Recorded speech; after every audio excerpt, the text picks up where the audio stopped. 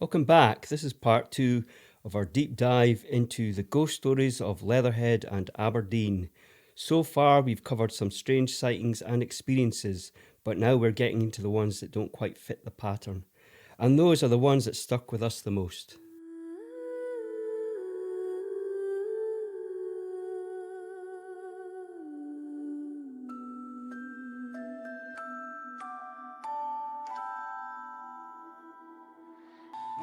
Lights on, still scared. You can't hide from what's already here. Can't run, can't breathe. Something in the dark remembers me. Lovely. I know. Right, okay. So my next one is the Woodlands Hotel. Okay. Well, Woodlands Hotel, I say it's Leatherhead, considering where it is, but it does come under Cobham, which is the little bit village out. Now, this is not documented publicly that this hotel is haunted. Right. This is my own experience there. Okay. So we were going on holiday, and we were going with family, but we decided to stay in this hotel because it's near where my family were, and we were staying there overnight. And we had the dog with us, so we got our keys, went to go up the staircase, and just as we were going up the staircase, I thought, oh, I think something's on the staircase. Right. And I felt like a whoosh go past me, like crinoline paper skirts. Yeah. So and I said to the hubby, I said, there's a woman seen on these stairs. She goes up and down these stairs. And he went, oh, right, okay, whatever, like he does. So the next morning, he takes the dog downstairs and he takes her for a little wander around the grounds. And he comes back and he starts chatting to the night receptionist. Right, yeah. And as he's chatting to him, my dog apparently is looking up and he starts to growl. And out of comment that my husband said to the guy, he said, is this place haunted? And he said, oh yeah, he said, there's a woman that goes up and down those stairs. And he said, well, we think she's Lily Langtry. Now, Lily Langtry apparently was the mistress of Edward VII. I had heard that. She was quite famous, and they used to go to the hotel because before it was a hotel, it was actually built in 1885. Now, backstory for me personally is that apparently my great-grandparents actually met at the Woodlands Hotel. Right. She was a chambermaid and he was the gardener, so I like to think that they crossed eyes over the rose bushes. That's very nice, yeah. Indeed. And it was built by the Bryant family in 1885, and it was a private house. And it was owned by a William Bryant, Okay. who had a link to the Bryant and May match company. Oh, so they say the match company. I do. I Now, remember the using them. Bryants- Yes. My grandmother, on my father's side, was a Bryant. So I'm thinking I need to go and look into the family Blimey. tree, see if we are relative to this William Bryant. Yeah. If that's the case, then... Fabulous. So at that point then, it was actually a private home, and Lily Langtry and the King used to visit this private home because they used to socialise there as well. So there is a possibility, is Lily Langtry going up those stairs? I think that's fabulous. Because if she's there with the King, she's obviously there being accepted as a partner. And Yes. she's enjoying it. And that's probably why she returns. Yeah. As I said, it's not publicly known whether it is Interesting, haunted, but it's the fact that this watchman collaborated my story. Yeah. So I did say to him, I told you, did I not tell you? I did. So, yes. God, I'd love to work in a place like that. Wouldn't it be great? Yeah. You know? Yeah, it is a lovely hotel, I must admit. It's Picking really up all those nice wee stories, and Yeah. I do like that. I think people that work in non-haunted locations suffer very badly. They need to... For us, it'd be a treat. What can you do? Right, so we're back to Aberdeen. We are. We We're are. going to go... Well, I'll tell you what, we're going to go shopping. We're going to go to We're going to shoe shopping. I go shoe shopping. Shoe shopping. That's lovely. I can't hardly say that, shoe shopping. And the company's called Jones. Jones, the boot shop or shoe shop, which is not there now, bizarrely enough, because poor old Union Street in Aberdeen has lost quite a few shops in recent years, unfortunately. But it was a lovely old shop. Mm-hmm. Well, it was a lovely shop. I used to get my shoes, I used to get the kids' shoes there, actually. Jones. They're nice folk. And I knew, and there was a lady I worked with years ago called Sheila, and her daughter worked at Jones, you see. And I knew Sheila when we worked at Provost Skeen's house. And Sheila told me that her daughter had some spooky stories at the shoe shop. And I thought, we'll go around. And you know when you go around and you speak to people and you say, well, you know, is this building haunted? And it's going to go two ways. They're either going to look at you and think, you are insane, and I'm not interested. Yes, you get that look quite a lot. We do, more often than not. Or they go, yeah, well, you know, and this guy, the manager's like, yeah, come in and chat. This is brilliant. So we've got lots of good stories because, okay, the shop interior, like I believe it was owned by a doctor back in the day, because it was a kind of residential street like all these Victorian streets were initially, and then shops came in, so it became more shops and houses. But anyway, it was a house at some point. And the basement was quite old, and weirdly at the back there's a big set of stairs, like really vertical. I mean, honest to God, it's like the north face, the Eiger. I don't know who could climb these things, but it led to another series of flats at the back which were derelict. And this lady lived there in the 1980s, in fact up to the 1990s, I think. Elderly lady with no heating and ancient building. Very, very nice. So we were like, have a wee walk around and look. And we did some filming in there. It was all very interesting. But the phenomena, some weird stuff. So, what you had was the ghost, I think, of a mischievous child, because it had been heard. So staff, including the lady I spoke to, whose name completely escapes me, and I do apologise, but the daughter of Sheila, had said that either her or colleagues had been hoovering in the basement, and the hoover was switched off. And as it switched off, a little girl's voice said, "What is that?" as if indicating what the hoover was, Right. which was quite creepy. Yeah. And shoes would often be found scattered. So the manager said to me, for example, one day he's chatting at the desk and he hears this plopping sound on the ground, and they go round and a pair of shoes is sitting on the floor, but not like they just fell off, like they'd been taken off, floated along and dropped and placed. Because had they fallen, which they couldn't anyway, they were held in a kind of rack, they would have probably bounced and bump, bump, bump. But this was like soft. And this was happening quite regularly, as if somebody saying, "Look, I'm here." Mm-hmm. This would happen in the basement. And on one occasion, one of the workers was heading up that big flight of stairs, or at least at the bottom of the stairs, and they heard this almighty thump at their feet and looked down, and this great big heavy padlock was lying at their feet. Where did it come from? Yeah. The point being was, there was a box at the top of the staircase, and this big padlock was sitting in it.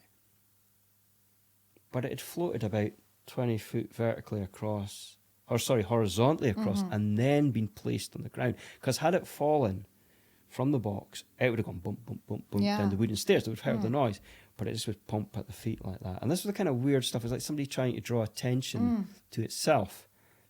So, in the flat where the lady used to live, again, the same thing. They used it for storing shoes, and people would go up there and, you know, the door would be tightly wedged open and immovable, come back up, it'd shut. Or they'd come up and the boxes they'd placed there had been strewn on the floor, blah, blah, blah. This was the kind of phenomena going on in Jones.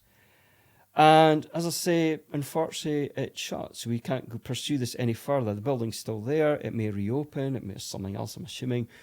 But this was the most common phenomena, the child's voice and the poltergeist activity.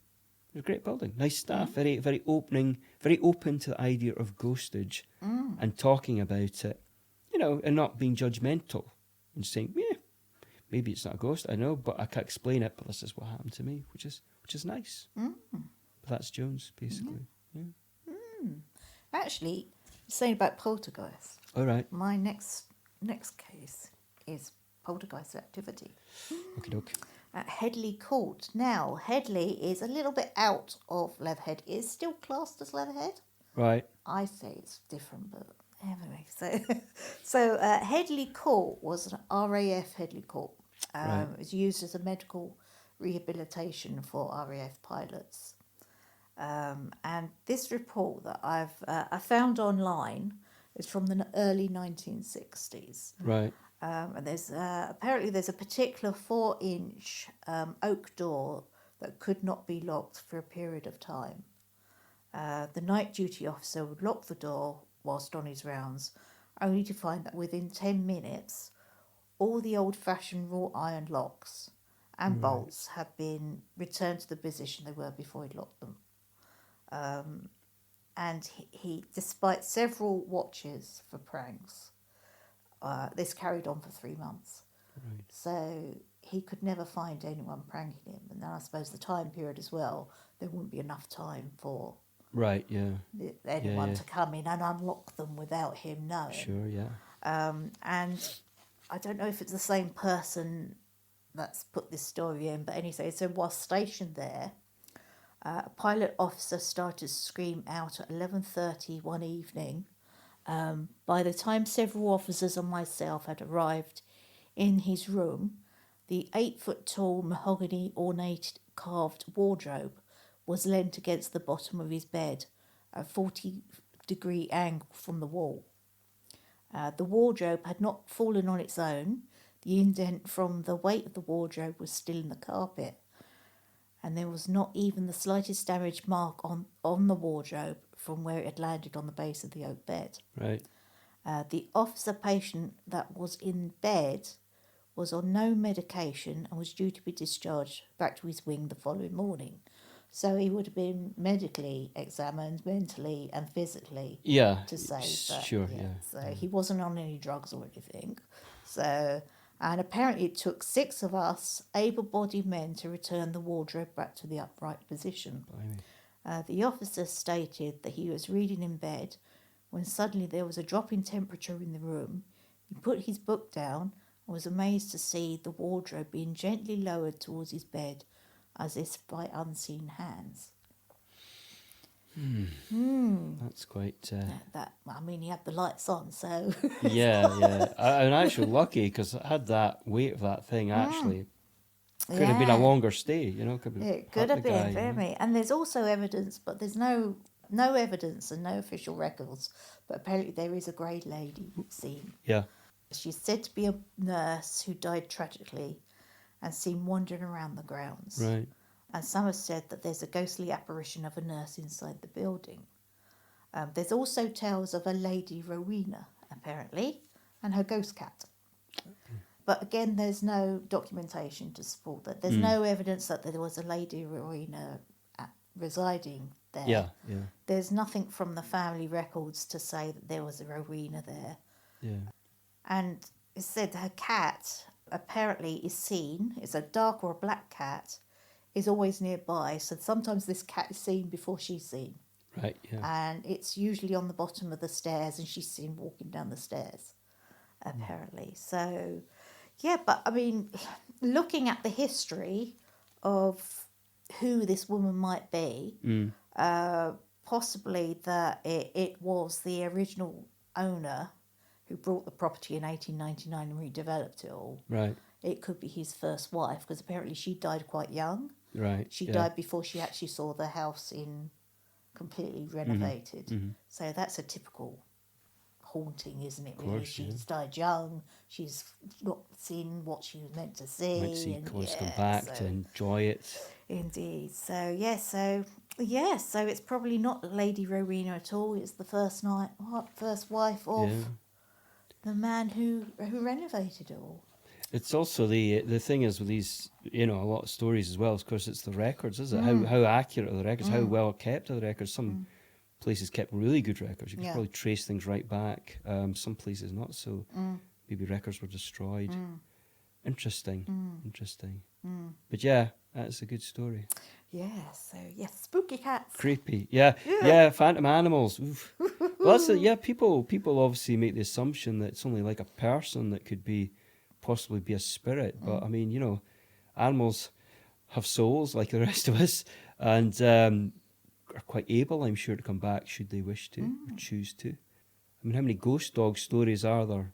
There's a lot Thousands. of ghost dog stories. Ghost dogs and ghost cat stories, of course. But Indeed. yeah, it's ghost everything's really, let's face it. But certainly, well, I've heard of many ghost dog stories and cat stories. So I totally believe it. In fact, I remember, I've heard umpteen people say they've seen things like a half a cat, and that sounds really weird, but half a cat, like, I know, like, it's kind of like it's been ingrained in the ether, potentially going through where a door may have been, but it's now a wall or whatever. It's kind of like the buildings themselves have changed, but the spirit recognizes the building from its time, which is kind of weird. But that is quite people and a things. traditional spooky story, isn't it? Where you would see ghosts walk through walls. Yes, of course. Where people have checked records and that, and there used to be a door there. Yeah, yeah. So, There was a house in Davana Place in Aberdeen, which I don't know much about because it's like a one-off story, but it's a very beautiful building. It was built in the 1820s. I don't know the exact date, but it's a very beautiful building. But there was a fire, so the level of the floor had changed, and there's a couple of ghost stories attached to it. And pretty much the most famous one is a woman who's seen like from the waist up, sort of gliding across the floor, which sounds absolutely terrifying. But of course, the level of the building completely changed. So she'd been walking on a floor from her period. But yeah, that would be a bit disconcerting. because there's that famous story of the guy in York, isn't it, where he sees all the Roman soldiers, but they're like got half legs. That's Apparently right. that's where the road used to be. Yeah. So Well, there's actually strangely one as well outside Perth with Romans that are seen from, partially from the knee up kind of thing too. And again, I think because they're walking in a modern road, but the original road was Would be still raised up. yeah. It's an odd one. I like that. What am I going to talk about now? I don't know. What are you going to talk about? Do you know what? Do you know what I'm going to do? I'm talking about Powis House. Oh, Powis House. Powis House, yeah. A lot of people in Aberdeen will know this. It's the oldest community centre in Scotland, allegedly, and the oldest building. Well, this has been disputed because there is Craig and Tinney in Edinburgh. But this was what we were told at the time. It's built about 1802, thereabouts, early 1800s, for a very famous wealthy merchant family called the Leslies, and of Powis, and they owned this massive estate. The Powis gates are two really cool-looking minaret-type structures that sit on the high street of Old Aberdeen. So the estate was huge, but as time went on and the money dwindled, the land was sold off, and it was sold off to the council. And of course, the council built Powis Estate. So the estate shrank to this lump of grass in the middle, and the house would be there. And the story goes it's haunted by a woman called Annie Baxter. And this is a name that I've heard for many years. And the people who work there all say, "Oh, it's Annie Baxter," who's meant to be a servant who fell pregnant to the owner, and either died or was done away with, depending which version of the story you want to take. But the records do show lots of servants there, but no Annie Baxter. So we don't know. I honestly don't know. But I kid you not, I've heard so many stories from that place. It is insane. People believe it to be haunted. And, and the funny thing was, I did take a paranormal group there years ago thinking we're going to find out something tonight because this place is so active. I mean, I felt some really weird stuff there. And nothing happened. It's like the ghosts were thinking, sod you, we're not going to appear. I know, it's always the way. But anyway, this guy, Michael Molden, used to work there. He was, he actually published my first book, would you believe it, back in the day. But he's a very nice guy, musician, and he ran the music department there. And he'd seen a woman nursing a baby one evening. Well, I think it was during the day while he was shifting amps because he was going to a gig. So he saw this, he told me the story, and we got chatting, and he took me down to the basement area, which was probably, it's all been done up, but there's still old bits. And he took me into this room, and he says, well, this is a music room. And he says, well, I'll tell you what happened here. He says, for example, we had a group of young kids here singing, and they all ran out of the building crying and upset because a male voice shouted through the speaker to get out of his building, which was kind of odd. And being a tech guy, he told me that this was, would have kind of been impossible to fake.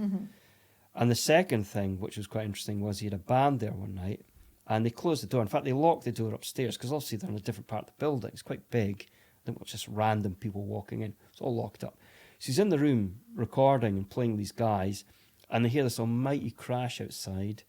And of course, the music stops and they go out, and the fire extinguisher has been taken off the bracket and upended and smashed on the ground. The nozzle's broken. So that was another sort of mass evacuation from the building.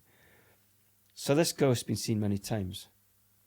So my wife Carol, for example, when she was doing washing there once upon a time, many, many years ago, they had a sort of, because a laundrette, if you like, in one of the rooms, felt a really bad feeling behind her and ran out of the room. And the rest of the staff thought it was highly amusing. Said, "Oh, it'll just be Annie Baxter." And I went with a mate once, and we did a wee investigation because we were allowed to go in now and then. It was great, take photos, and we went up to the attic. And I remember, and I don't get scared about these things generally. I mean, there's been a couple of times in my life I've kind of, this is a bit heavy. Well, that was one of them because I was actually trying to get into the attic, and you just walk. It's modernised now, and my God, I felt the most intense feeling, like a dread. I was actually genuinely freaked out. So I was kind of opening the door like really slowly, and it went whatever it was, but it was right behind the door. And it turned out later that I spoke to a lady called Melissa, and she said, well, when she was like 14, she used to accompany her granny there, and she only found out later she was there. She thinks, because her granny was quite nervous about the building, Right. so cleaner. And she said she'd seen a figure of a wee kid up there, Right. which totally freaked her out. Yeah. But the best story of all, there's a few. There's a phantom monk being seen, by the way, so a bit of everything going on there. The person that lived upstairs at the time, the caretaker, used to say that they heard footsteps going up. So this young lassie I spoke to, woman who was a young lassie at the time, called Olive, said that she, when she was allowed into the house, used to run up the stairs, get up to the top floor and lock themselves in, because the footsteps went up the stairs. And the father, who was in the basement, quite often said he saw a monk, which is interesting. But one guy, when I worked at the foyer, this young guy, said to me that I had a really bad experience one night when I was at Powis House. And I was like, oh, do tell. And he said basically the kids used to hang out there as a youth club, and at night when they finished they would just muck about in the bit of grass at the front. And kids are all looking out from the house, but he's looking up at the house. And he sees a woman looking by the window with a kind of black hair and this bluish glow around her. Oh. And he screamed and he bolted. But the thing is, everybody just heard him go, ah, and run. And they didn't know what the hell was going on. So they're a bit freaked out. And they went round his house, and his mum came to the door and said he's not coming out. And he sort of stayed in his room for about 3 months, terrified because of this apparition. He described it to me. He says, I was scared shitless, basically, by this. So I thought, that's interesting. So about a year later, I'm still working the same course at the foyer, and this other person arrives, and her name is Melissa.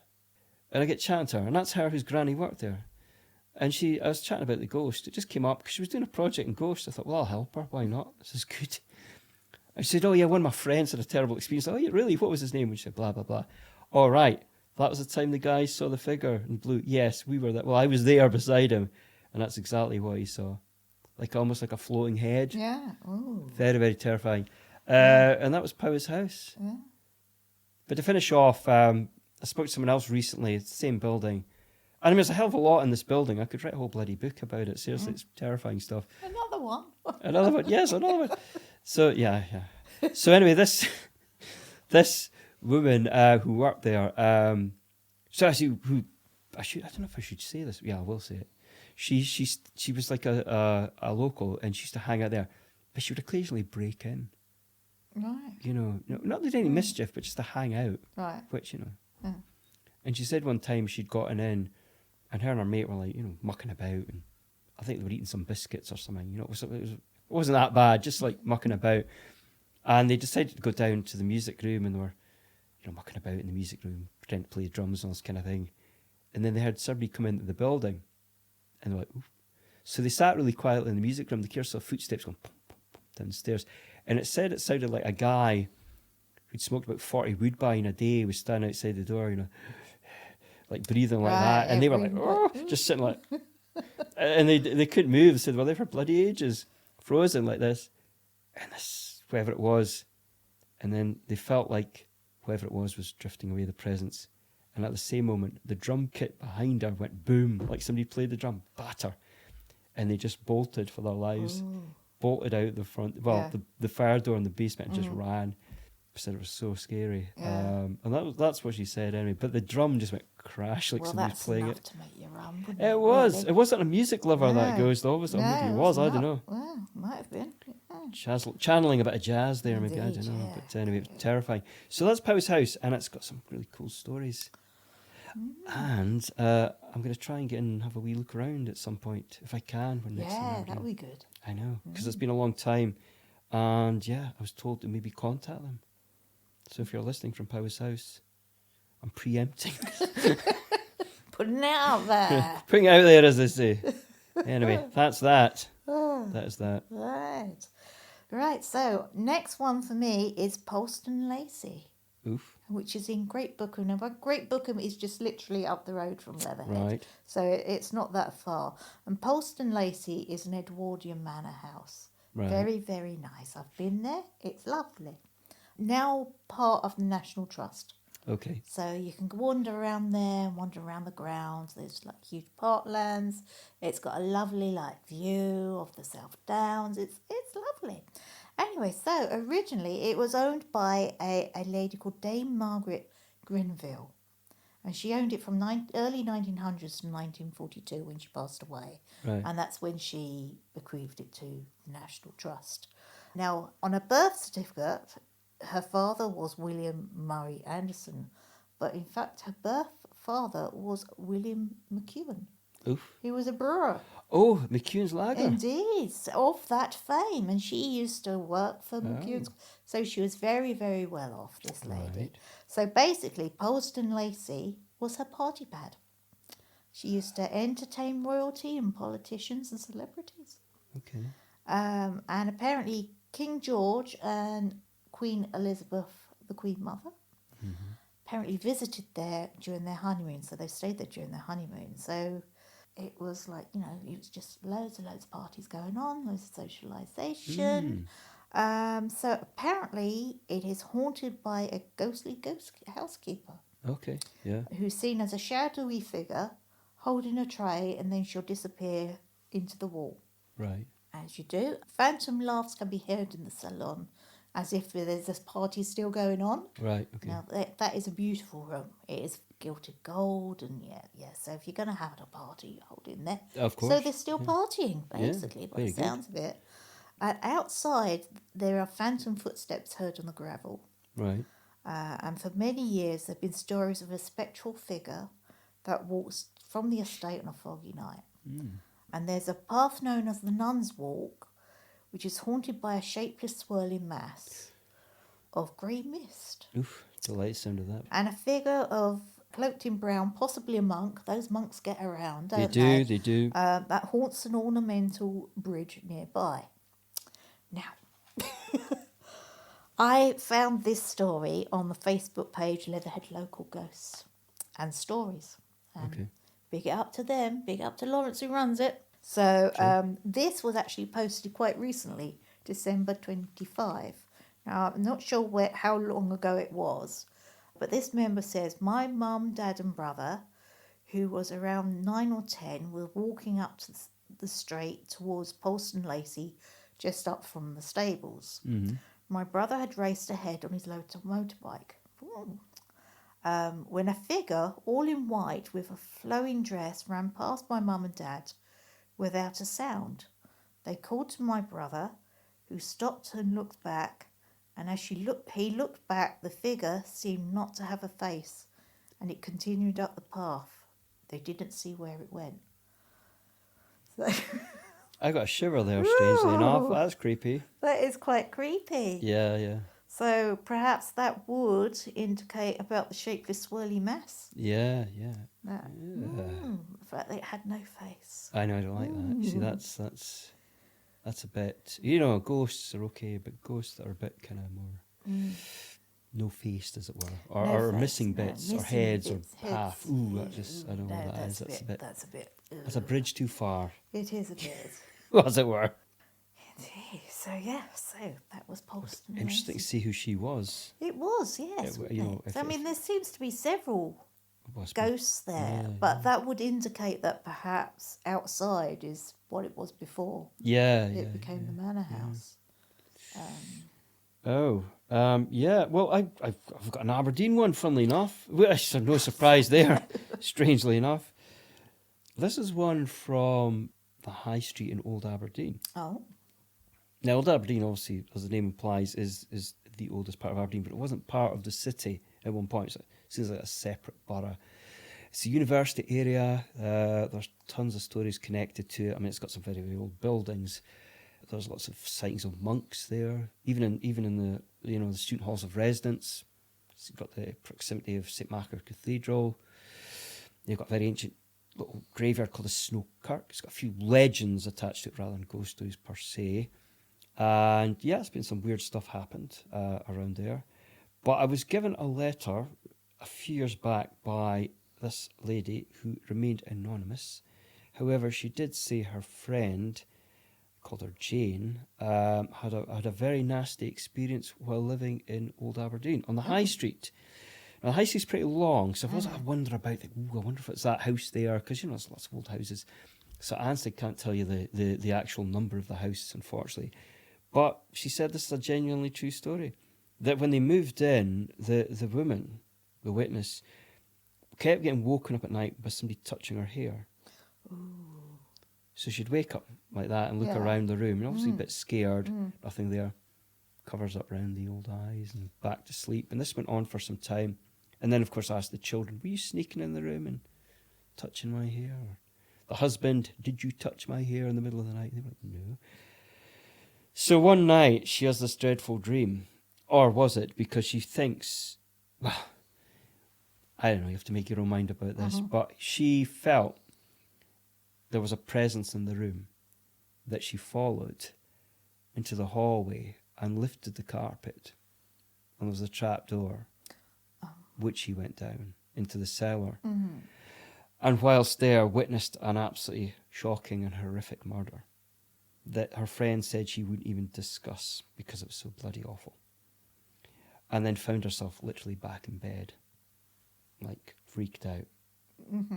And so the next day, of course, went back down to the carpet to lift it, to see was there a trapdoor, which there wasn't. Right. But it stuck with her, and it really freaked her out big time. So some weeks later, she's shopping, and she's down in the local shop. Now, it has changed, but there were a couple of newsagents, I remember, in close proximity to the high street. Whether it's that one or not, I don't know. But it was raining, and she went inside. And I think it was partially to escape the rain, but she got chatting to the shopkeeper. And in the conversation, asking where she's from, blah, blah, blah, and she'd moved into such and such. And he apparently said, oh, did you know that there was a murder took place in that house many years ago? Wow, yeah. And she was like, I am out of here, and exited rather quickly. Now, I have not been able to find out if a murder took place or not on the high street as of yet. But I'll be honest with you, I have not been too diligent in that process, so I may yet uncover something. When it happened, I don't know, but that was the story, and I got the letter. All handwritten, I might add, from this person. Which kind of makes you think, well, if it was just some nonsense, they took a hell of a lot of trouble over it. So I was very grateful to receive it one way or the other. But if it did really happen, my God, that must have been pretty eerie. It's a spooky area. It's got there's an area running down from it called the Spittle, the hospital, the leper hospital. Lots of spooky stories attached to that too, and people having poltergeist activity in the houses. And yeah, a little book in itself, methinks. Not that I'm going to do that one, but there's a limit. Never say never. Never say never, Never but say there's a never, limit. Graham. Yeah, we'll see. Right, and I have a final story from me. All right. It's a house near Plough Pub in Kingston Road. Oh, It's a okay. little quick one. So, Okay. again, this comes from the Facebook Leatherhead Ghost page. Right. And this member, now, Lawrence has said that this is from a member regarding the house near the Plough Public House. This isn't the first time I've heard about this property. So this member has said, well, we moved into the house temporary for nearly 2 years. At first was fine, but then I started to notice cold spots in the room. I have had experiences of the supernatural before. Then my daughter had said the upstairs light would turn off when she turned it on. I said it was the electrics, ha ha, but it kept happening. There are two switches, one up the top of the stairs, the one down the bottom, so this made me think. Upstairs bathroom was at the back of the house. It was always a strange feel about it, like you were being watched. My son, who had a ghost friend in another house, said he saw someone in his room a few times. He was next to the bathroom. After we moved, I spoke to a few people who stayed there, and they also said the same thing. So knew then it was supernatural. So then there's a comment from another member saying, Right. I stayed there when it was a halfway house. Apparently it used to be a halfway house owned by the council at that point. Okay. Also, Devil had a creepy feel, and strange things happened. The end room on the ground floor near the garden, I used to be scared going in there, always had a feeling something was watching me. I'm glad I'm not the only one thinking it. Now, this house, quite a few years back now, my brother lived in it. Oh, really? So, when I read this, I texted him Yes. and I said, you know that house that you were in? Did you have any experience in it? And he Yeah. said, well, you know, the ground floor was always cold, even when it was a hot summer's day. Right. They could never get that house room Right. cold, warm at all. So that would perhaps, it's the creepy feeling at the back of the house. Yeah, All that. yeah. So then I thought, do you know what? He didn't really spend much time in the house. Right. The only person who would have spent a lot of time in the house would be my sister-in-law, because the kids were quite young at that point. So I actually called her yesterday Very good. and I I said, like that. Perseverance. did you feel anything? And she said to me that the top of the stairs in the bathroom always felt off. It felt cold and it didn't feel a nice place. And there was a long corridor apparently that led to the kids' room Right. and the bathroom. So this was at the back. Yeah. The kids were quite young at that time, so they really didn't like their room. So that would all tie in with what these other people were saying. So, Very good. Very good. So she said, but we didn't stay there that long. And I thought, well, it's just as well. Yeah, poor kids. Being more sensitive. They were like, So yeah, Ooh, I so don't that like that. is That's creepy. finally me from Leatherhead. Very good. Not a big area. Very good. But That's a there you good little cache of stories there from a wee area. Indeed. Very good indeed. Yeah. So if you got any stories that you want to tell us, Have I got another one? get in contact. Oh Go yeah, on, oh, you they're have from the another. public. Yes, Yeah, please the do. public, Yes, like Leatherhead. you as well. Leatherhead, You as well. Aberdeen too. Anything. Just Yeah. get in touch. We'll love stories. Yeah. Love stories. The creepier, the better. As long as Absolutely. they are true stories. Yeah, because Have you ever had stories given to you that you found out later are just baloney and All the time. yeah. I had a few recent. I had one in a book given to me for a book, and I felt very upset about it because I thought, why did you bother doing that to make up this crazy story? It kind of fitted. Thank God it wasn't an integral part of the book. It was merely a wee aside. But I just thought, why would you bother? Just to. But anyway, generally speaking, people are very nice and they want to share rather than offload, Share. which I think's Indeed. great. But yeah, Indeed. I have one more story from Aberdeen, if you don't mind. Off you go. Which is one that was told to me by several people. Because the building itself is a tower block. So it contains, I don't know how many flats, but there is a lot, and it's called Marshall Court. And Marshall Court is down at the foot of Marshall Street in Aberdeen, where all the executions took place, because behind it's Heading Hill. And Heading Hill is where there was executions. My figures right here, probably about 23, I think, if I remember. Multiple decapitations, because they cut the heads chopped off. Yeah. And built on the site of the original Gordon Highlanders barracks, which was also meant to be haunted, and the sick children's hospital next door. So you can imagine all of this. All that Nuts energy. and this And great energy in there. Yeah. So Mhm. this big building, it's built there in 1965, and there's two. There's one's a kind of slightly shorter kind of block, one's 16 stories. And I was working for the council, and I was working with groups, and I remember working with this lady, and she was talking about when she lived there, and she said, oh yeah, we lived in, I think it's about the 5th floor, and the weird stuff happened to her. but our dad was the main one who was getting it, which was really odd. And I don't think he was particularly interested in being approached by ghosts. But he used to wake up in the middle of the night and weird things would happen.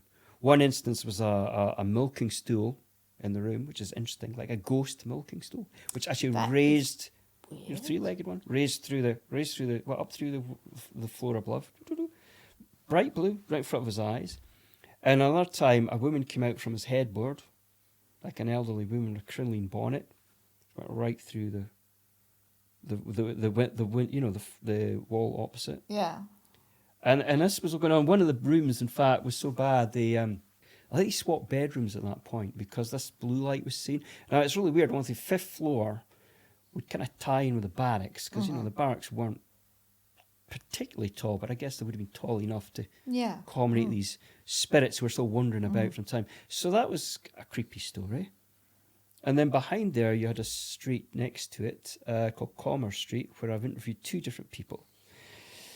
And at that time, I was doing a sort of history tour, and the lady who told me about the milking stool was on the tour with one of our clients, and we're looking over to Commerce Street, and she's and I'm talking about some woman who'd lived in number 6 and had heard Latin chanting going on and all this, and we're all very interested. It's all tying into the executions of the time, and the guy on the tour goes, "Oh, that's really weird." He says, "My friend actually stayed next door to number 6, number 8, and he had some stories to tell, so he begins to tell us his stories, and it's a creepy area."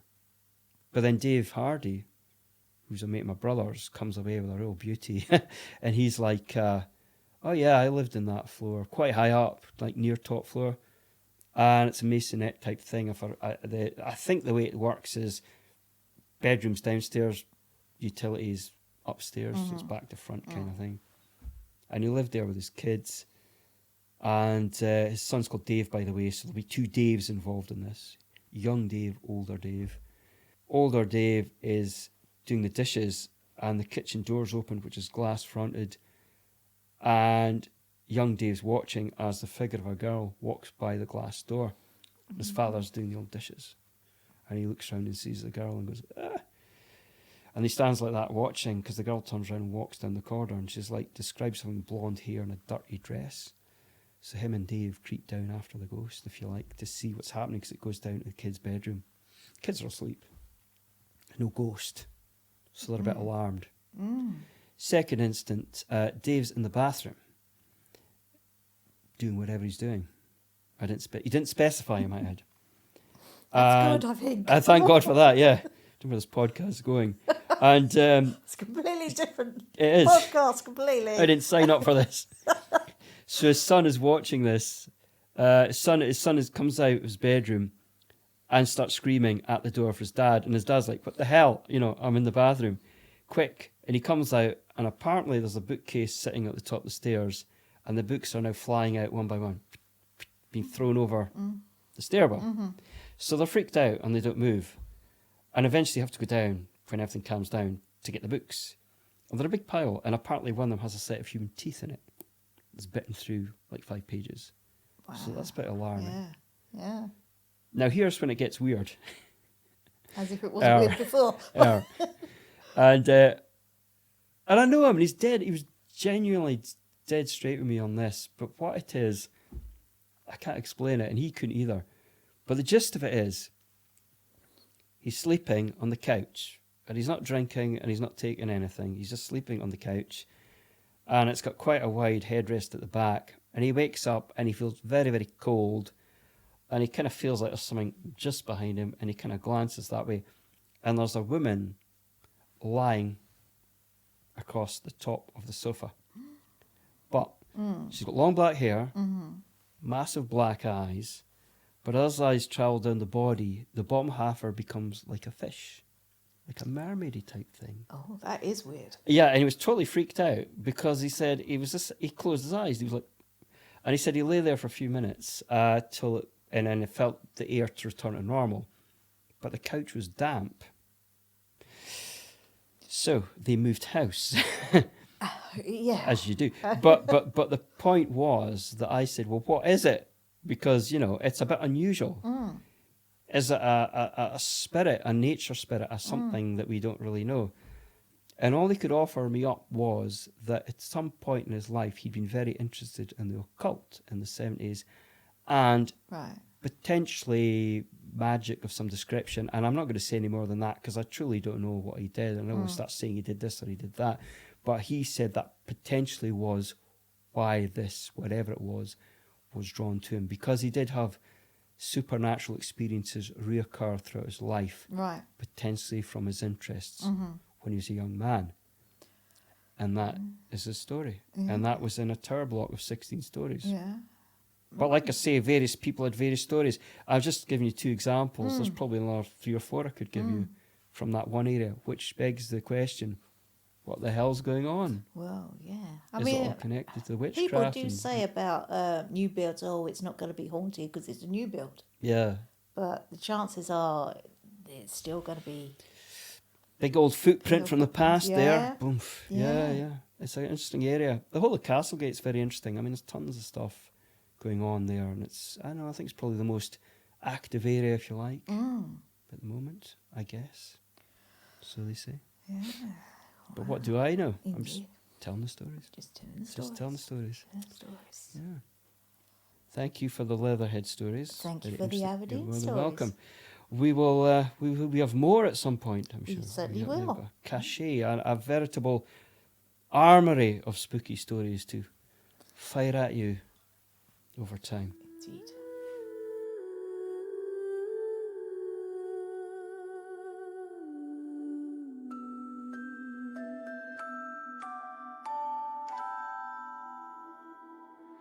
I keep the hallway light on, but the shadows never fade. Every corner whispers secrets of the choices that I made. There's a tapping at the window, though the wind is standing still, and a chill runs down my spine like something moving at its will. I tell myself it's nothing, just the creaking of the floor. But every night the silence feels louder than before.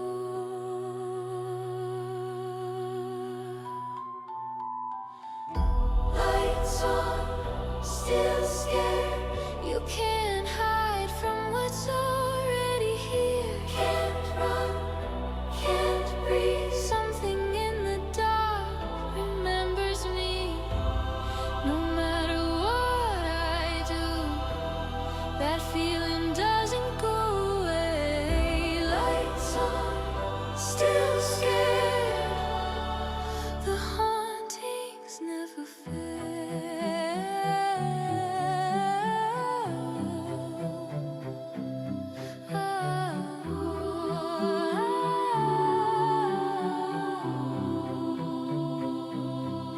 There's a shadow in the doorway where I swear no shadow should be, and it moves just like a memory I'm too afraid to see. Every picture on the wall seems to watch me as I pass, like they're waiting for the moment when my courage doesn't last. I whisper little prayers to keep the nightmares from my bed, but something sits beside me, breathing echoes in my head.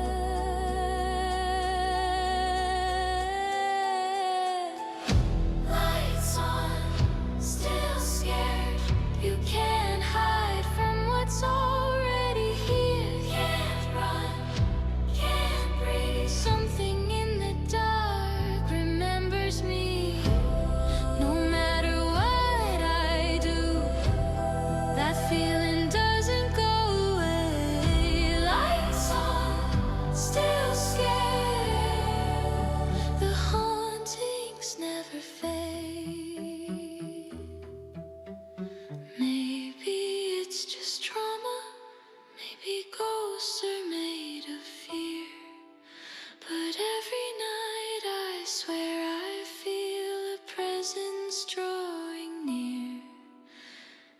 can say